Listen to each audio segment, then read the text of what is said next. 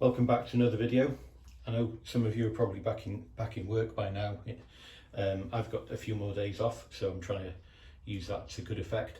So I thought I would just take a few minutes just to summarise a few of the modifications that I've made to the machine. Not really modifications, more additions and improvements really. The first one was the solid tool post mount, which if you've seen some of the previous videos, you'll know why I did that and how I did it. Since I originally made that tool post mount, I've reduced the height a little bit so that the larger tooling that I'm using with the size A tool post is a little bit better. I'm able to get a centre height properly. And I also fabricated some drawers, which if I can pan down I can show you those. So I fabricated those or maybe about 6 months ago now, and they've turned out to be really handy. So in the top drawer here I've got my size A tooling here, and I use that with the compound slide when that's on. I do have potentially some plans to put a rear post on the machine. I'm not sure yet, I haven't decided. Maybe for commonly used tools such as chamfer tools or a parting tool or something like that. And I might use the size AA, I said size A a minute ago, size AA tool holders for that, but we'll see. But it's really handy. I've got my size A tooling on the front here. I've got my tool height setting tool there, cabinet key, box spanner, chuck keys, various things, box of tool steel tools here, a dead centre there. So yeah, that's really handy. It's accessible, it's right where I need it, and so having worked with this for a little bit, yeah, it's working fine. In here that's where my compound slide lives. When the solid tool post mount is off the cross slide, that's where that lives, in there, in that little foam cutout bit. Set of change gears, I've got them held in this little 3D printed holder, which is quite useful. This is the yoke for holding the change gears when I'm setting up for different gear configurations, such as metric screw thread cutting. I've got a couple of little socket set kits there. So that's a 1/4 drive kit, a vintage Kamasa, and I've got a 3/8 drive set there. And I've got a breaker bar with a 10mm hex driver there.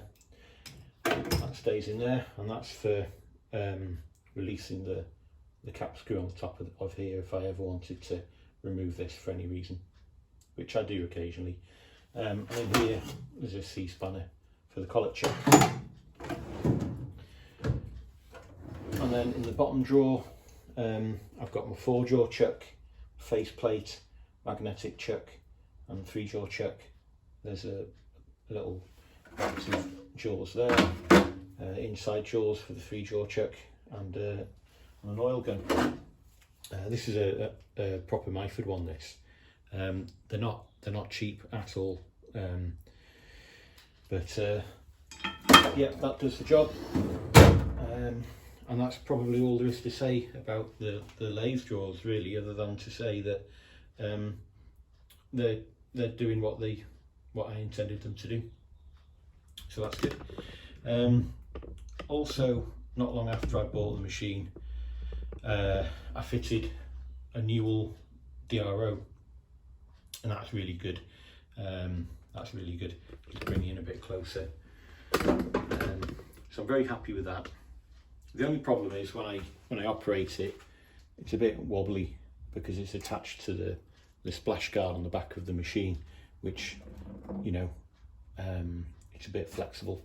So what I will do when I get a chance is I'll mount this arm over on the wall, and it'll be better over there because it's right in line of where, when I spray any oil on here when I'm cutting, it flicks straight up onto the DRO. So I'll move that, and I'll probably do that today actually. I'll move that up onto the wall. it'll be a bit more solidly mounted as well, and out of harm's way. And then over on this side, let me see. So on here, I've fitted a 24 volt LED lamp, so that's handy. So that's, I can move that around wherever I need to. And then up in the back here, I drilled a couple of extra holes and fitted some grommets so that I could put my chuck keys in there. So they're handy. They're out of the way, but they're accessible when I need them. I've got a couple of oil cans here. So this one's, that's got bearing oil in. No, sorry, that's slideway oil. And this one's got the bearing oil in. I know that because it's got the B on. I'll just keep a couple of cans of WD-40 and a bit of GT85 just up on the shelf. The other thing that I've got here is that I've got a nice drill chuck. So this is a Rome drill chuck. So that's a very good chuck. Very happy with that. In the back here I've got a live centre. They're a little bit fiddly to get in and out because of this lip here, but I might drill some more holes along here so that I can have these the live centre and this drill chuck along here as well. But I bought a couple of extra drill chucks for commonly used drills such as a centre drill and a countersink, so they're accessible whenever I need them. The other thing that I did was, I'll bring you in, see if I can put you down there. So the other thing I did was I fitted some T-slot covers into here. So these were just 3D printed things that I bought off eBay. It just saves some of the clean down. If I'm machining brass, for example, like I was yesterday, it goes everywhere. If you've got big chips, it's not so bad, but anyway, it just reduces the clean down time. So there are a few little bits and bobs that I've done with the machine. I think I mentioned before that when it came, I had a couple of issues with it, which Myford were really good about, really. So they took the machine away, they repaired it for me, and that was related to under here this little housing that holds the nut for the cross slide. The holes weren't really tapped properly into this top plate on the carriage. So fair dues, they came and took the machine away. They fitted a whole new carriage assembly to it. So can't say fairer than that, really. It should have been right, you know, when I got it, but anyway, they sorted it out and it's fine now. Just the last thing to say before I move on to question time, because I have a few questions for the viewers who might be able to help me with a few things. So this machine was absolutely pristine yesterday, so if you look carefully you can see bits of muck on it, but it's a working tool, this is. So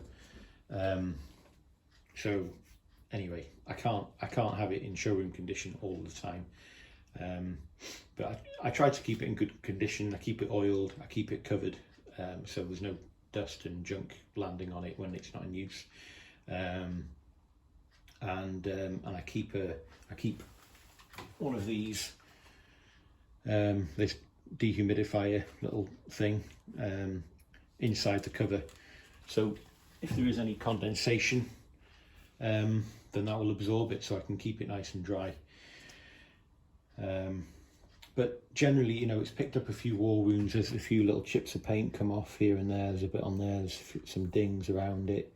But when I bought the machine, I had another option of a machine. So I bought this brand new from Myford. So this isn't a Nottingham machine. This is a Halifax machine. So it hasn't been built with all of the skilled people that existed over in Nottingham. And there were a few little telltale signs that you could see that was the case, but I've gone through it and I've really fine tweaked the machine, and it's not just from an alignment point of view, but from a finish and the way the parts were put together, So I'm quite happy with this now. I'm an engineer. I'm used to fixing things that are broken. So that's okay for me, and it should be okay for most hobby machinists, because that's why they do it, because they have those skills. But for a brand new machine, you'd expect it to be absolutely perfect, and it wasn't, but it's very good now. So the other option that I had, that I was going to just mention quickly, was that was a Nottingham machine, and it was immaculate. It had never been used. It was absolutely perfect, and that was a connoisseur model, same as this, same colour, and that was a big bore machine. But I'd have been afraid to use it, because it really belonged in a museum, because it was absolutely perfect, and it was too good to use, because of its rarity. But this is getting used. I bought it to use it, and I'm trying to make it more usable by doing a few things to it over the course of time. Now then, so I have a few questions that I'd like to pose. So the first one is regarding the tailstock. So let me move you over there. Okay, so here's the tailstock, and a few people have added little DROs to the tailstock so that they can see how deep they're drilling, which is a really good idea. The tailstock does have these divisions here on the quill, and that's okay, you know, that's no problem. It's a metric machine, so they're millimetre divisions, and that's all right, that's perfectly fine. But to make life a little bit easier, some people have fitted DROs to here, so I'm interested in doing the same thing. So I'm interested to know if anybody has experience with this, what kits they fitted, what their feedback would be on those kits. The other idea that I've had is about whether I can fit an extra axis onto the Newell DRO, because I have a third axis here, so this is the same readout that could be fitted to a milling machine. So the other option is that I'll fit the encoder, a short encoder and a reader on the back of the tailstock. The other thing sometimes that you might see me doing when I'm using the machine is that I hold onto the clamp here. When I'm drilling like this, I'll have one hand on here and one hand here. Can you see that? Just about, I think. So let me move it there. And that's because the clamp isn't very good on here. So what can sometimes happen, I put the clamp on, and then if I start drilling, and if there's a lot of pressure on the drill, it just pushes the tailstock backwards. So what I'll probably do is fit a longer lever on the back of the tailstock, so that I can get more of a clamping force onto there. So that'll be another mod that's coming up. So I'll be interested in your feedback. I'd be interested to know if anyone has any recommendations for a tailstock DRO, or if anyone has done anything similar to what I'm talking about with connecting it up to the DRO up here. The downside, of course, to connecting it up to the DRO up there is that I'll end up having another cable trailing either along the bed or around the back of the machine. So we'll see, but I'd be interested in your feedback on that one. Okay, the next question is regarding the X-axis encoder. So I have it mounted here on this side, and it works fine. Functionally, this is perfect. It works absolutely fine. No problems whatsoever. The only challenge that can arise sometimes is when I bring the tailstock in, it restricts access into here like this, and what happens is that the tailstock just bumps onto this bracket here, and the other thing is there's probably about 20 millimeters here where it would be handy to be able to get closer to the work.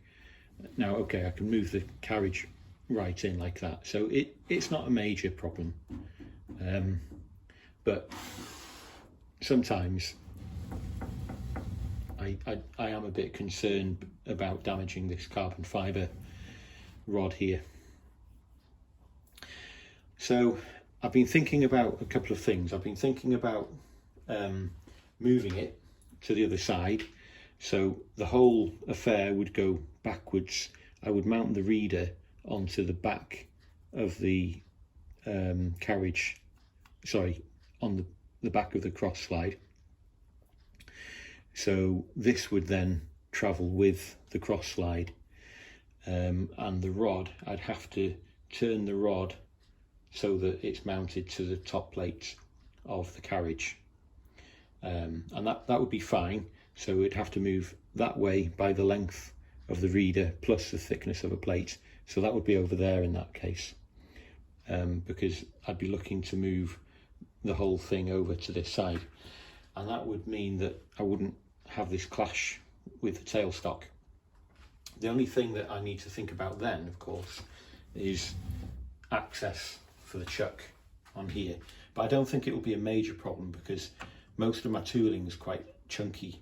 So by the time I have my size A tool holder on there, so let's grab one.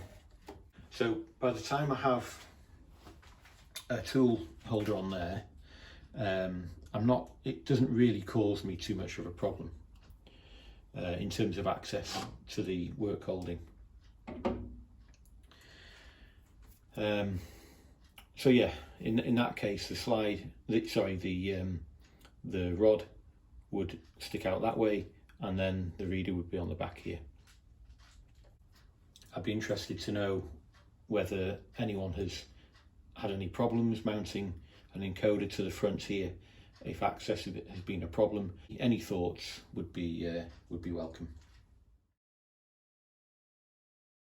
The third question for feedback on is I'm thinking of making a cover, of fabricating a stainless steel cover to go over the top plates here, and for a couple of reasons. One is I am nervous about this encoder, sorry, this rod sticking out the back here. It's fairly strong, but when I'm pulling swarf out the back here, I do have to be very careful that I don't damage that. So I'm looking to make a cover which will give protection to the reader and the rod, so that it doesn't get damaged with swarf or you know, anything that could potentially damage it. But also when I'm operating the machine,